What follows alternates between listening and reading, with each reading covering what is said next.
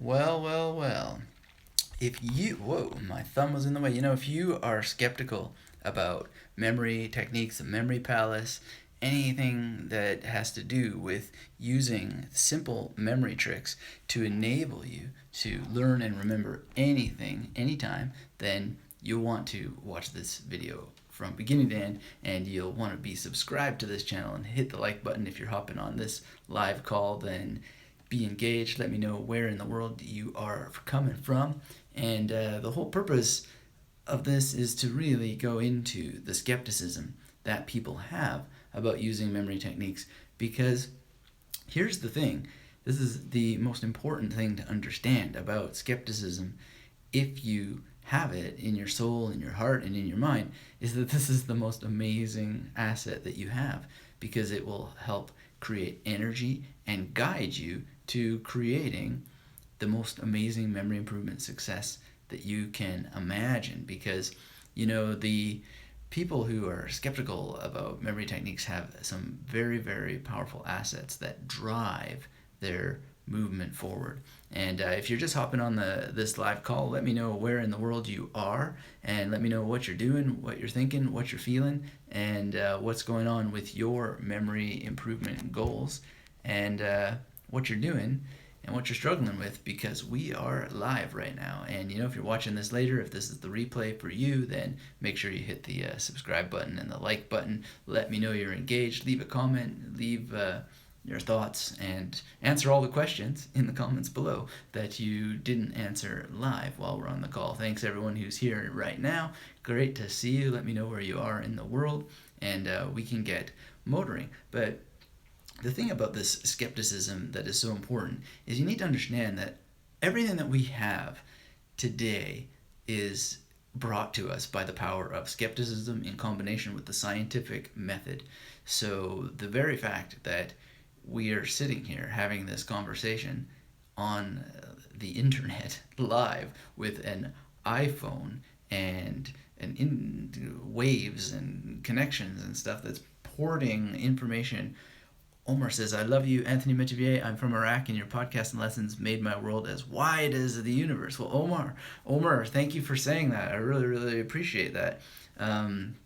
Thank you for being here, and I'm glad. I love you too. What can I say? And I think it's amazing, these waves that are going out through a box and bringing the information to the world, and it's just happening because of the power of skepticism and being able to test with the scientific method. So if you don't know the scientific method or empiricism, there's something really, really important to understand about it. And it's why I want to say that skepticism is so good and it's a driving force. And I got a story to tell about a particular person. Omar says, this is a great opportunity to appreciate your vigorous effort. I'm so glad that you're here, and please let me know more about your journey with memory and how that this has opened that world for you. I'm very interested to hear the details. But the thing is that skepticism is an energy, and in my journey teaching these techniques, I've always found again and again and again that the people getting the best results are the ones who said, I was so skeptical of this. I was so skeptical of this. And I myself was pretty skeptical of this, and I was skeptical for a different reason than most people are, because a lot of people are skeptical because they think they're not creative enough, or they're skeptical because they've had struggles in the past with their memory, and they're facing something monumental like learning a language. Learning a language is no small matter, although if you chunk it down and you just go step by step by step, it's actually just a series of very small matters that just need consistency, and they need you to understand your skepticism in a different way. Omar says, I'm applying your techniques to my daily studying routine as a medical student and learning French. C'est bon. That's very, very good. And it's great that you have two things going on at once, because you can learn from medicine things about how the memory techniques work that you can apply to French, and you can learn from what you learn with the memory techniques and apply back from medicine over to, or you know what I'm saying, French to medicine, medicine to French, and so forth. When you have two projects going on at once, this is really great. So the last live call that we did. If you haven't checked that out, you might want to check it out. Some questions came up about my different practices. Am I doing this? Am I doing that? And music is one thing that I work on.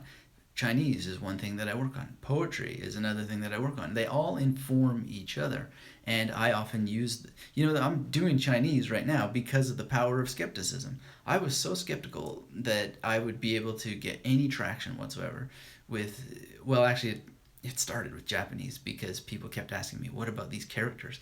And I then had to learn, okay, so there's the hiragana and the katakana and the kanji, and then of course there's like romaji in the mix floating around there. There's actually 3 kinds of romaji, if not more, but there's certainly 3 kinds that have been codified, and you can go and look at them and so forth. And I just like, whoa, this is a massive sort of thing. And I thought, magnetic memory method has hit its boundaries. It's like, this is the wall. But then, hour and a half later, I had memorized all of the hiragana and was well on my way with the katakana. And and then I just started to look at the kanji. And then I ended up going to Chinese after that because I just thought, well, that's a long story, but the skepticism was actually what became, it was at first a barrier, and then it became the prime driver. And the biggest point of all this is that skeptics are ethical people. And if you're not ethical, then you're not really a skeptic. And if you are not a skeptic, then you can never be properly ethical. Because, I know that's a weird point, but it's an important one, because skeptics, they make claims and then they demonstrate the validity of the claim. Omar says, I'm fluent Arabic and Turkish speaker, so if anyone's interested in learning these languages, I can be handy. Oh, Omar, thank you for that offer. That's great. If you come back to this video later and post that again, I know that on previous videos on my channel, people have connected and helped each other learn with Korean and so forth. So that's a great offer. Thank you for making that. And it's great. Everybody who's on this live call, if you haven't said hello yet, then please do let me know where you are in the world and what's going on with you, how you are doing with your memory techniques. Oh, Robert is here. I've been going through the MM Masterclass, he says, right now. It's amazing. I had my first win with remembering 20 names of everyone in my class. Something none of whom I couldn't read the last sentence. But Robert, so great that you're here. You have a special spot right there in that corner from one of the previous live calls from Melbourne, studying Italian, right? Oscar's here. Thank you for being here, Oscar. But Robert, I got your email last night, and it's so great to hear of your success, and I'm glad that you're enjoying the Magnetic Memory Method Masterclass, and it's awesome that you're here. Thanks for saying hello. This point of skepticism is that it's tied with ethics. And if you are skeptical about something and you make a claim that something can't be done, then you, as an ethical person, have the duty of demonstrating the validity of your claim. And that's where the fun begins, because all these people who have identified themselves as being really skeptical of memory techniques and then go on to just do amazing things, it's because they are not just it's not just that the skepticism prevents this barrier and then they get past it, but they actually try to demonstrate the validity of their claim. So they're doing something scientific, and this is the beauty of all progress. It's why we're talking now, is because somebody, made some claims that you could talk through the airwaves to the world, and then they tried to demonstrate the validity of the claim. Let's take a pause here. Alexander says, Anthony, lift your camera as we were looking up your nostrils. Your audio is breaking up badly. Okay, thank you for that tip. I did not know. I wonder if I can put it right here. That'd be cool. As for the audio breaking up badly, I'm not sure if that's my end or another end. Audio is going well here, Robert says. Well, Robert, you and I, we have the benefit of being in the same country.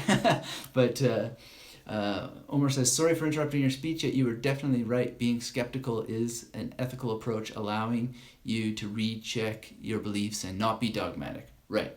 And that's the whole thing. And it's a big issue in the world right now, is that, there's if you follow the whole, Dario says hello, Robert says LOL, but 15 kilometers apart. Well, or 1,500 kilometers apart. Yes, but still, I think we maybe, I don't know. I feel badly that the audio is breaking up, but there's always the replay. And of course, if you're joining for the first time and you like talking about memory and how to improve it, then make sure you're subscribed to this channel and be involved. So the whole thing about skepticism is that we just need it so badly, and it's not about dogmatism. But a lot of people take skeptics as being dogmatic because they're always like science, science, science. And one of the problems with science is that it's so poorly misunderstood. There are people who think that science is, somehow this rigid, brutal thing that controls all kinds of stuff. And there's a lot of funding involved, there's a lot of government involved, and there's a lot of corruption involved, and yada, yada, yada. But none of that has anything to do with science. Science is validating claims. It's making claims and then demonstrating that they are valid, that they are true. And so when someone comes and they say, these memory techniques are not going to work for me, if they are a true skeptic and if they are an ethical person, they will demonstrate the validity of their claim. And they will do it by actually sitting down, learning the techniques, and then practicing them. And they will find it very difficult to validate that claim. And that's one of the reasons why that skeptics get the best results from memory techniques. Because it's impossible not to succeed with them if you just sit down and use them. It really is that simple. So I love the skeptics, and I love when they show up and they just constantly come with this exact thing, is that they didn't believe and they had to figure it out. They had to prove to themselves that their belief was true, that they couldn't use them. And by being diligent, they couldn't prove that they couldn't use them because it just pops like that. Because when you sit down, you follow some simple instructions, then away you go. It happens. It's impossible not to succeed with them at some level. And then you can use skepticism to drive the next thing. And I'm doing this all the time in my own practice. Oh, that seems tough. I'm skeptical. I don't know if that will work. And that's what happened to me with Chinese. I just was like reading The Memory Palace of Matteo Ricci by Jonathan D. Spence. An amazing book. If you haven't read this, then at least check out my book review on The Memory Palace of Matteo Ricci. It's actually one of the most popular podcasts and posts on the whole Magnetic Memory Method site, which blows me away because, well, actually it shouldn't. It's an amazing book, but you'll read the most wonderful story of Matteo Ricci, and it's very, very inspiring, and it will create an energy inside of you that maybe won't get you interested in learning Chinese, but it will show you what's possible. Because under the conditions that those people had to live in, it's amazing what he was able to do, and just carting knowledge around. Here, I just turn on the iPhone and away we go. We're talking, we're teaching, we're sharing ideas. Then he had to get on a boat from Italy with tons and tons of books, lots of stuff in his memory, and go all the way to Macau, and then he wound up in Beijing and all this sort of stuff. And it was all just incredible. So you gotta read this book, but read it skeptically and then think about how you're going to demonstrate that you can't do what Matteo Ricci could do, because that's what I did. And I thought, he with 12 years of Chinese practice in the country, he wrote the Shigua Jifa, which I actually have right here, and I am translating it right now myself. The Shigua Jifa, which means like the Western memory techniques. I have it in German, which is translated in German as Das vergessene Gedächtnis, and it's so exciting to be sitting here translating it. And it's my skepticism that's partly driving it. Robert says, what was the name of the book? So the first book I mentioned is The Memory Palace of Matteo Ricci, Matteoricci, and it's by Jonathan D. Spence. And Jonathan D. Spence is not a mnemonist or anything like that, as far as I know, but he's a historian of many Chinese topics, and he's written a lot about China. And the book is so wonderful because it's written in a literary style, so it's not boring history, dry, academic. It's very well written prose, and it's just crisp and clean and engaging, and it has some insights into what Matteo Ricci did with his memory. And so, but I don't think it has insights of what Matteo Ricci did with his memory from the perspective of a mnemonist. So he's a historian.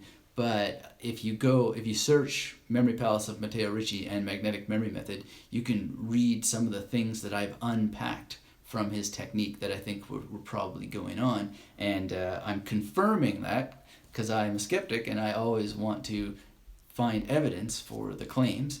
I want to confirm that my suppositions are correct about what Matteo Ricci was doing with his memory techniques. So I went and found the Shigua Jifa, which is Western memory technique, which is the book that he wrote in classical Chinese, and it looks like this. Pretty crazy stuff. And it took me forever to find this, and I found it in German translation, because I realized that what do I want to do with Chinese? Do I want to learn classical Chinese, or do I want to learn actual Chinese that I can speak? So I decided that I would just try to find a different translation. Not that I couldn't learn classical Chinese. It's just one of the things that you'll discover if you look deep into classical Chinese is that it's not exactly necessarily a language. It's not exactly that they're writing stuff in the language that we would speak. It's a lot of slang. It's a lot of references to other things. Robert says, "Wow, LOL," lots of emojis there. Thank you for that. So I've had some people and I've talked to them. They're like, yeah, it's almost like, imagine, when you read a Shakespeare play or you watch a Shakespeare play, and they're referring to swords and Greek gods and all this sort of stuff in really weird language. Let's take a break here. Omar says, can you associate memory technique with mind mapping somehow as one new method? Omar, check out my last discussion with Phil Chambers on bringing mind mapping and memory palaces together. I have 2 interviews with Phil Chambers. Phil Chambers, if you don't know, he's the chief arbiter of the World Memory Championships. Really great guy. I've been honored to meet him in person, along with Tony Buzan. And you'll love that conversation that we're having together. My notebook is in a different room, but I was mind mapping last night and I was doing some memory palace work, so I'm putting something together along those lines. They work really well together, but a preliminary discussion is there for you to go through, and he just has so many cool ideas, and you got to get hooked up with Phil Chambers and his stuff in mind mapping for sure. Anyway, Shigua Jifa, this is a long translation project. It's driven by me, just going along through life and not accepting, I couldn't do that, right? Well, I can, because I found a way to do it, and so I'm going to do it. But the point is that the true skeptic will demonstrate the validity of the claim. So when I say, I could never translate a book, then I have to go and demonstrate the validity of the claim by trying to prove myself right. And by doing that, I will prove myself wrong, because I've actually translated a fair shake of it already. And it's really amazing. So I'm learning a lot about what translation means. I went back to some things that I'd studied before from Ezra Pound, which are the 3 kinds of translation that he talks about. So there's melopoia, phanopoia, and logopoia, which means the sound of a language. Omar says, glad you did that interview. Yes, Phil Chambers is awesome. Definitely check it out. So melopoia is like the sound of the language, melos, and then phanopoia is the image, and then logopoia is like the logic. So going into all of that, and doing it from German, of course, but nonetheless, if I ever get into classical Chinese, I will do it from classical Chinese, but I decided to just go with spoken Chinese so I can sing songs with my wife, and we have the most amazing conversations now in Chinese, and it's so much fun, and just having a lot of fun. But it came from my initial skepticism that Chinese was going to be too hard. This was the outer limit.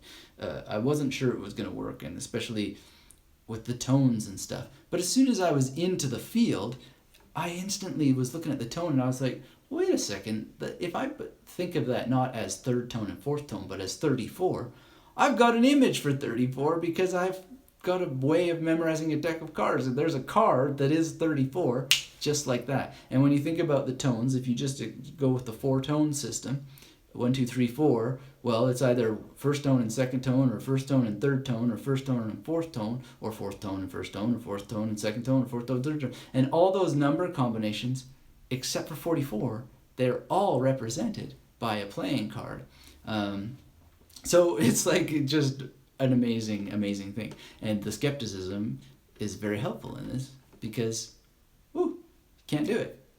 You can't actually prove yourself that it's impossible, because as soon as you're in the field, the solutions begin to present themselves. So that's pretty amazing. And so this is the second point about skepticism, and it's that it just becomes packed.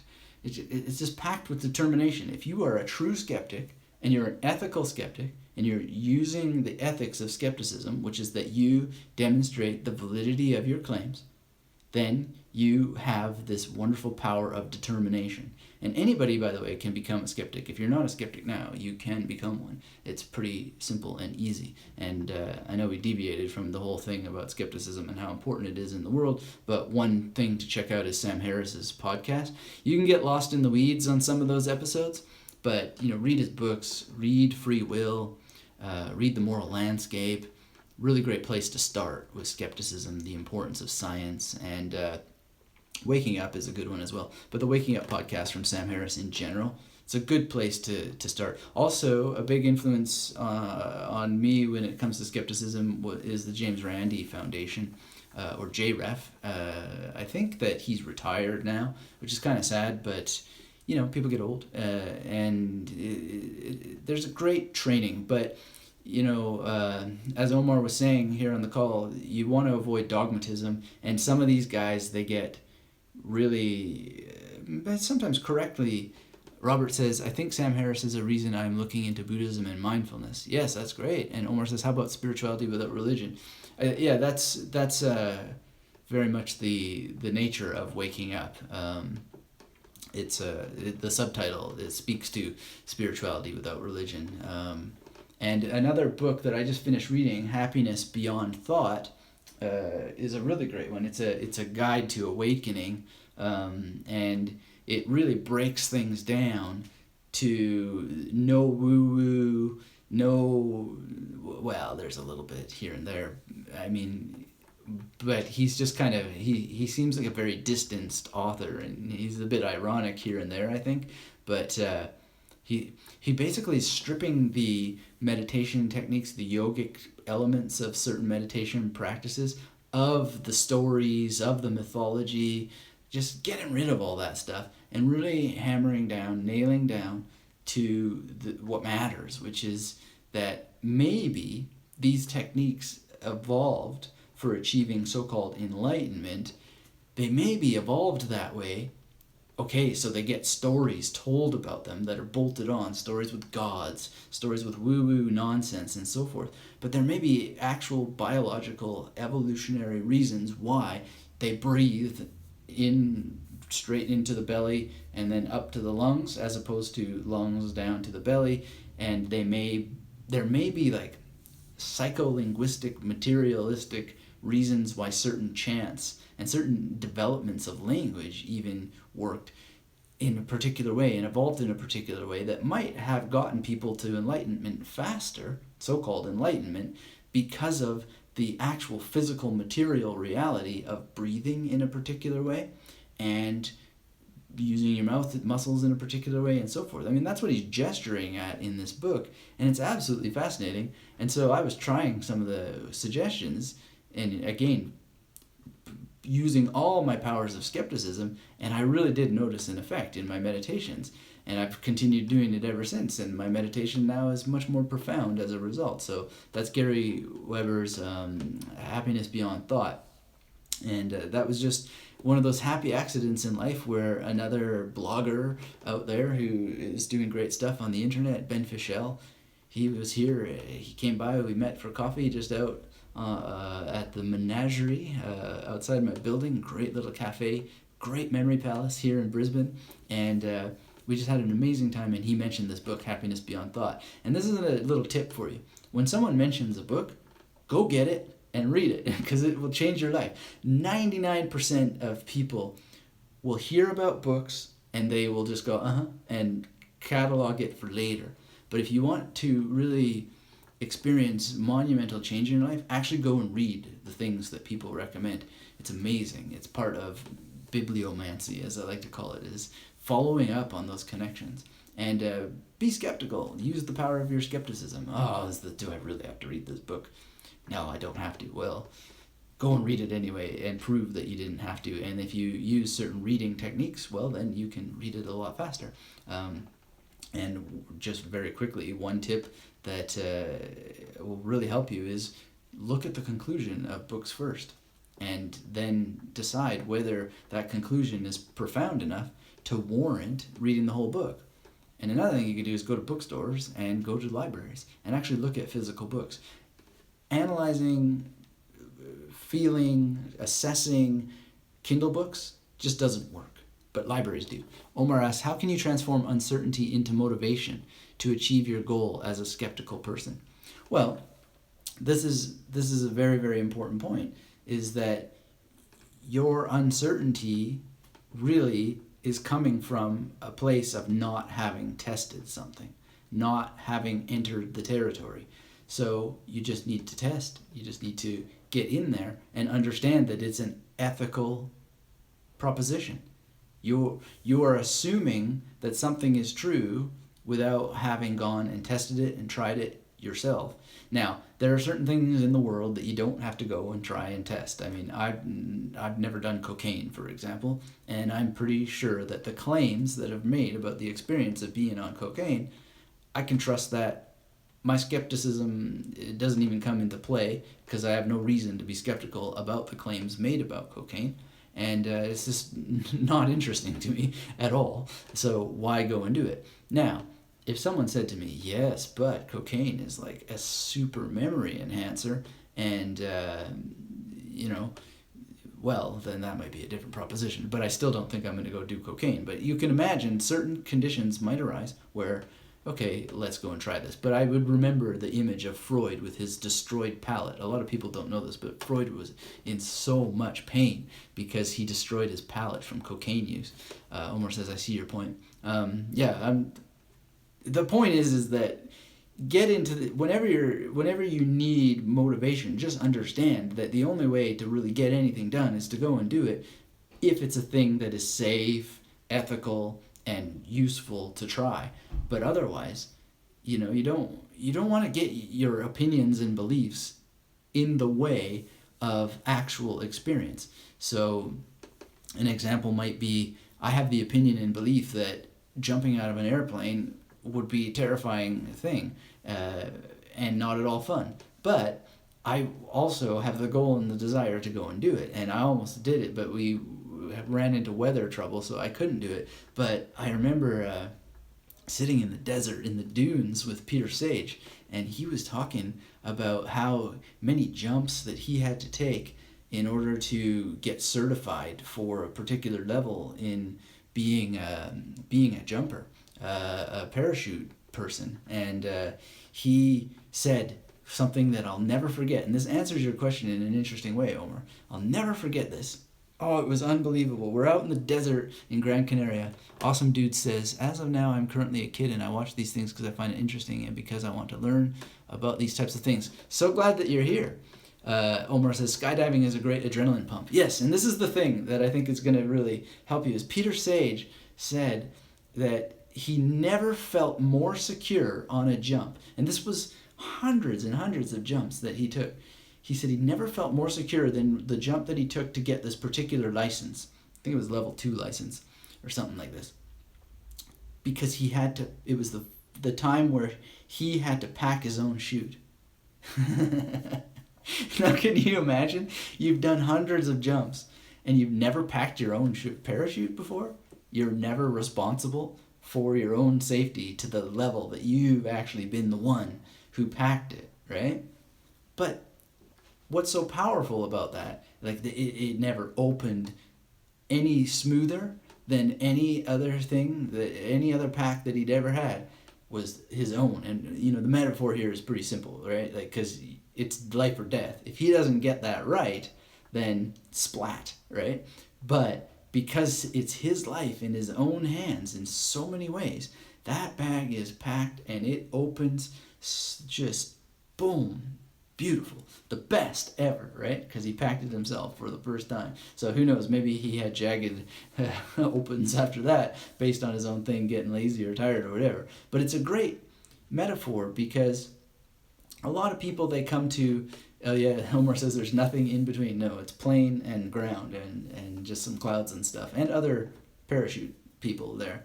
But it's a great metaphor for how important it is to get to a place where you're doing a lot of things on your own and you're actually doing them and you're following the instructions.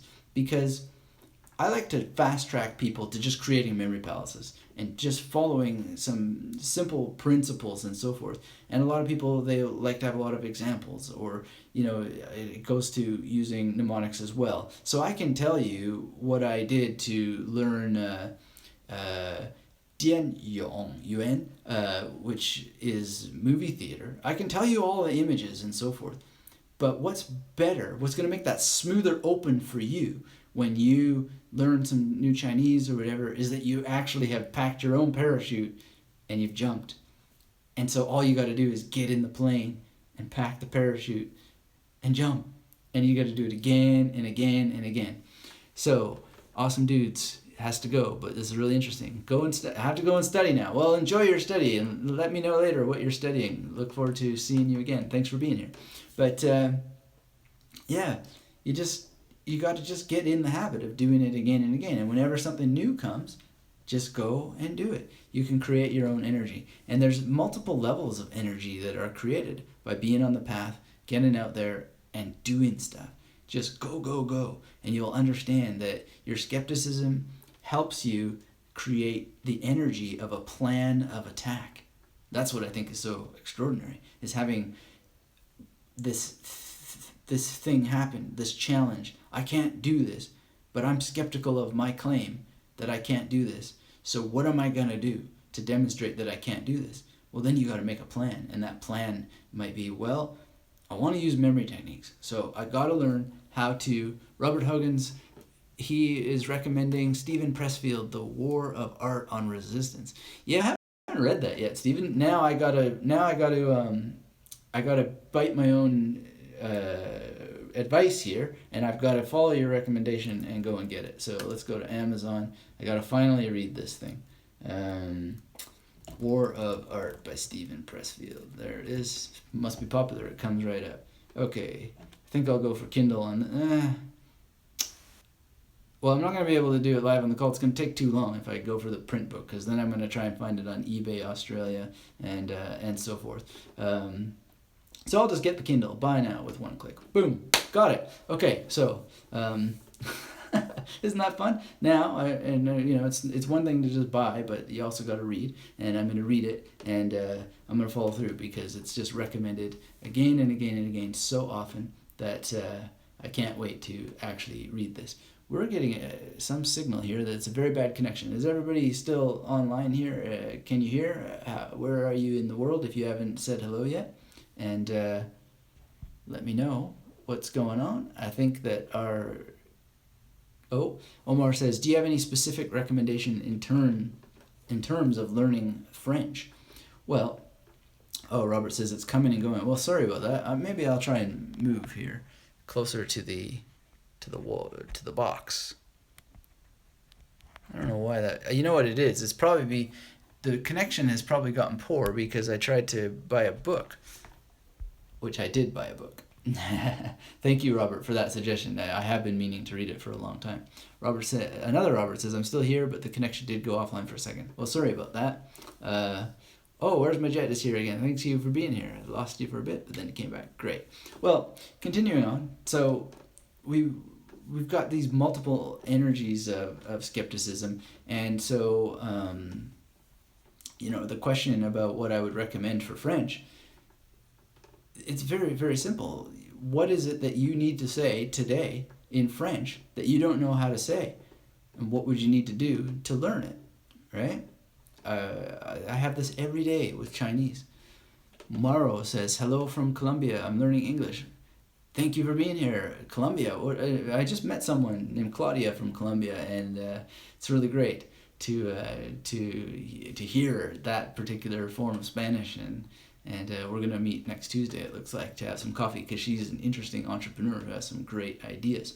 But you want to figure out what it is that you don't know, and then figure out how it is that you want to know. We'll have to have a session in Spanish sometime, Mero. I wonder how we can do that. Have a Spanish specific session, and also German too. I think that the way you got to do it is you got to have your own different language channels or whatever, or else everybody will get confused. Yeah, we can definitely do that. That's an interesting thing. I'm still looking for the Spanish translator for the magnetic memory method, and got some ideas, but nothing is locked down. But I've just seen a quarter of, well, not a quarter, but a little less than a quarter of one of my books in German translation, and I've seen some of my writing in Spanish before as well, and it's really cool. And the most important thing is to be able to actually read it and go, interesting choice. And there's definitely some interesting choices to be made, because the metaphors that we use in one language don't work in another. But when it comes to the question about what it is that the biggest tip for French or any language is learn what it is that you need today. So when we were at the movies on Tuesday, I wanted to be able to say in Chinese, let's go to the movies again next week, or we should go to the movie theater next week, right? And so I realized that I didn't know how to say next week, so I asked Chongwen next week, 怎么说, and so April said 下周, which I think is correct. And so I created an image right there on the bus, in the memory palace, the bus palace, boom, over her head. And then I remembered it. And then I needed to know movie theater. So then I just, boom, created an image. And in this case, there's this yong, which is a third tone word. And so it's jian, yong, yuan. So it's like fourth tone, third tone, fourth tone. But this interesting thing is that I had a Chinese professor in my film studies years, and she was named Professor Young.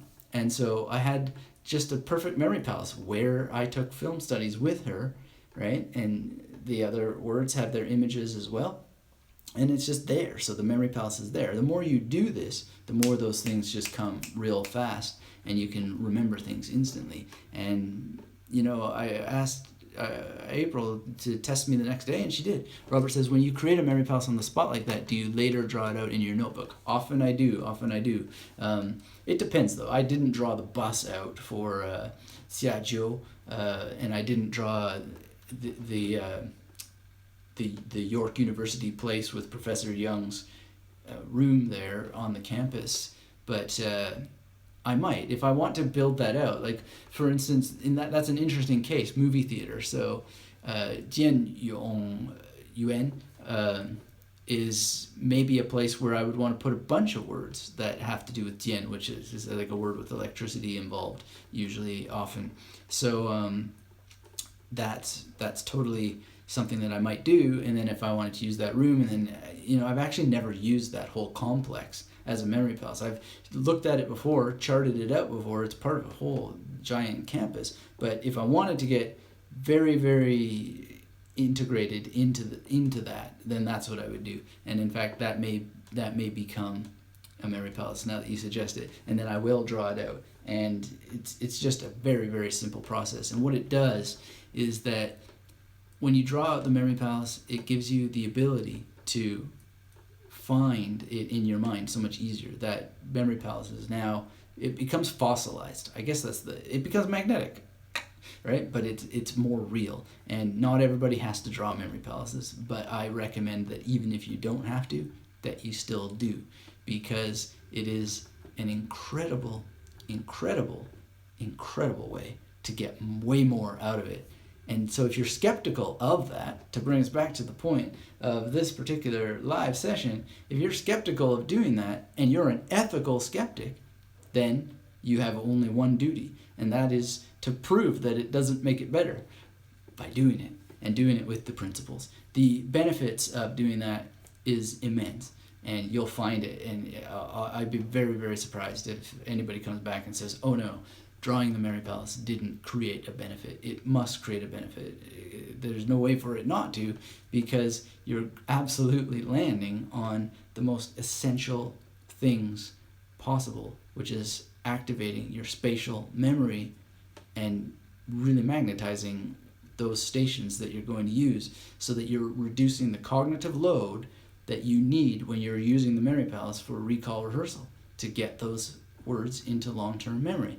So whether the Mary Palace is created impromptu or it's created in advance, the same principle applies, is that the use and the value of that Mary Palace, like that bus, right, with Xiajiu and that one little impromptu station there, well, that Mary Palace isn't nearly as useful as it could be, and it never will be until I sit down and chart it out and figure it out and have it, and then I can quickly add other words and drill them using the processes, and then it goes a lot faster. And this is the mnemonic work. This is what is done, and it's just beautiful how it works. I'm so excited about it. There, that's as simple as it is, right? And that makes it so much more powerful. Just that simple thing. Robert says, see you later, Anthony. I'm off to continue my journey on today. Magnetic Memory Method Masterclass video number 4. That's excellent, Robert. I'm so glad that you could be here, and thank you for mentioning the book, The War of Art by Stephen Pressfield. I will be reading that and reporting on my findings very soon. I appreciate that very much. And thanks for being here. And so, that's it. Any other questions before that we get here? I get out of here. I think that this was a really great one. I'm glad for everyone who showed up and participated. I appreciate that. If you haven't hit that like button to show you're engaged yet, and you haven't said hello yet, then please take the opportunity now if you want it. I taught in traditional classroom for a long time. I understand there's people who like to sit in the back of the room and don't say hello and don't raise their hand. They have questions that they don't ask. I get it. If that's you, no problem. But I want you to feel free to say hello as well if you like. And just to conclude all of this, part of this talk today is based on a brand new presentation in audiobook form on the Magnetic Memory Method podcast. So if you want to go through these ideas in more detail and you want me to teach you how to be a skeptic, then you'll want to download that episode. It's magneticmemory-method.com/skeptics-succeed-memory-techniques. Hold on here. Robert says, oh, Robert, you'll need to post that again if you can. It went by too fast. Omer says, I appreciate your efforts again today. Hope you have a fabulous day. And so we want to download that. Lots of text came up there real fast. If you want to post those again, or come back and post again, that would be great. But if you want to learn how to be a skeptic, then definitely make sure that you listen to this episode. You can read it as well, but I think listening is a great medium if you're audio, and there's some pictures, there's a picture there, a really important picture. So you can just go straight to magneticmemory-method.com. It's there for you already, or it'll be linked down below on this video so you can check it out later. And let me know what you think about skepticism, the role of skepticism, not just in memory, but in life. Love to hear from you. And thank you all for being here. But if there's one message above all to those who are skeptical about the power of their mind, the power of memory techniques, your skepticism is good. It's a tool. It's something that will drive everything. Become friends with your skepticism. Make it your goal and your desire to learn and understand and harness the power of skepticism, and have it battle all your fear and create all the energy that you could ever want or need to get out in the field and actually do things Mauro says, I just subscribed to your channel. Thank you for subscribing. I look forward to, click that little bell, because it'll tell you, you'll get an email when things like this are happening live and when a new video comes. Super important. I know the channels I subscribe to, I'm like, whoa, wait, I don't get notified of these lives. And then I realize why. It's because I didn't click that little bell. So if you want to be notified of new stuff, then definitely click like. But ultimately, people, they say, oh, I didn't hear about this, I didn't hear about that, I missed this, I missed that. It's usually because they're not on my email list. So definitely be registered at magneticmemorymethod.com. And finally, again, to sum up, your skepticism is good. It is a very, very powerful asset. You just need to know how to use it. And if you're not a skeptic already and you want to know about skepticism and you want to know more about directing it at your memory improvement goals, then that link is going to be below the replay of this video. And Robert Heron says, you're like the Buddha of memory. Yes, oh, thank you for that. I appreciate that. And I'm sure that the Buddha would not be offended himself. But, just quickly, now that you mention it, in my research, a lot of people attribute the origin of the memory palace to the ancient Greeks with Simonides of Kos. And that's fine, that's great. It works, but I think that it's actually much older in the yogic and Buddhist traditions, this linking of certain thoughts that you go through in a meditation with parts of the temple. So I don't know that it would go to Buddha himself, but it would predate Buddha for sure, because I'm pretty sure that yogic traditions predate even him. And they had, and still to this day, have something that is in a lot of meditations, and it relates to the Stations of the Cross in the churches, that you would see certain things and associate them with parts of the temple, and as you're going through your meditation, you would think of that part of the temple, decode whatever the image was that you saw there, and then that would help you go through the meditation. And you can use that for language learning, you can use it for anything that you want to get into your long-term memory so that you don't need that anymore. But I definitely get a tickle out of being the Buddha of memory, although I like this one review of The Ultimate Language Learning Secret, which is a book I wrote once upon a time, where someone said that I am the Bruce Lee of memory, which I think is a nice one as well, and not that far from Buddha. So in any case, I like metaphors. Metaphors are good. Association is part of memory, and so do that often when you are watching movies and stuff. Think of, what is this like? What is this character like? So if you think about Walter White from Breaking Bad, for example, who just happens to come to mind, who is he like? Well, a lot of people have said, well, he's like a Scarface kind of character, or it's Mr. Chips transformed into Scarface. And just anything that you watch, if you just think, who else is this like? And you play this kind of, it's almost like a Rubik's Cube. It's a great mental exercise to just think of associations. And then that helps you later when you are encountering a new word in French, for example, and you are like, oh my goodness, you'll be mentally fit to think, what is this like, or what connects with this, what can I shape onto this, how can I massage this? And then if you have a memory palace ready to go, well, you have a place to massage it. There's a place for it to go. So you get spatial memory, you get episodic memory, and because you're going to have some kind of action going on there, you get some ghostly benefit from, or maybe not even ghostly, but you get some benefit from procedural memory and the elements of muscle memory and so forth, and you get it all working together, and that's how you can just look at information once or maybe twice and just memorize it and recall it. It's just then.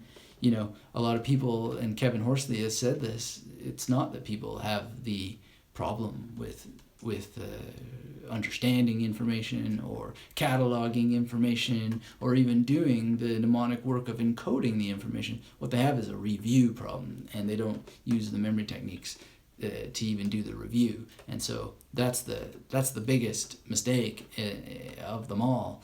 And so your skepticism can help drive results in that area as well. So if you're not getting the results that you want, be skeptical of why you're not getting those results. Zero in on where that you wish that you were getting those results, and then get them. Because your skepticism will drive the analysis. It will create the energy of the analysis relative to your ethics as a person. So that's it, unless there are any other questions. One last little minute here for any last questions before we take off for today. Nope. All right. Well, I thank you all for being here. And Maro says, gotta go. Thanks for sharing your knowledge. Thank you for being here. I really appreciate it. And I look forward to hearing from you in the near future. This has been a wonderful time. I thank everyone from the depths of my Buddha memory soul and my Buddha memory belly and my Buddha memory smile. And look forward to seeing you again sometime in the near future. And until that time, come visit me at magneticmemorymethod.com and keep yourself magnetic.